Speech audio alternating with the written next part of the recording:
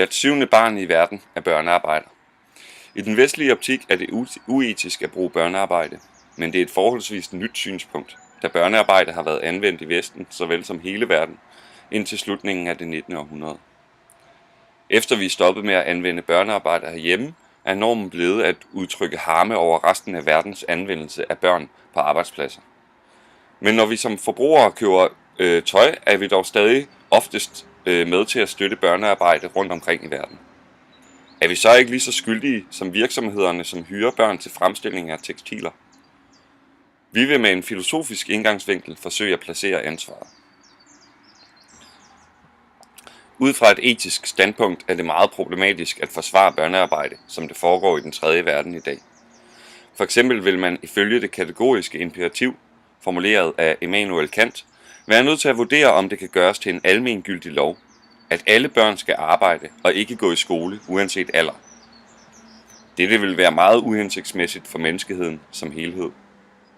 Jeremy Benthams handlingsutilitarisme siger for eksempel også, at vi for at vurdere dette spørgsmål må stille det sådan op. Er de børn, der tvinges til arbejdes lidelse, retfærdiggjort af den smule glæde, jeg får af det tøj, det givne har produceret? Hvis jeg tvinger mig selv til at være komplet upartisk i min vurdering. Igen vil fornuften hos de fleste bringe den erkendelse, at dette ikke er tilfældet.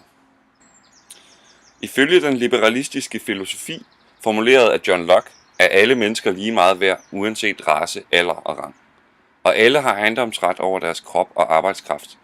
Så når vi bruger børne- og tvunget arbejde i vores industri, forbryder vi os imod et grundlæggende princip i den politiske etik, som vi i høj grad har bygget vores samfund på.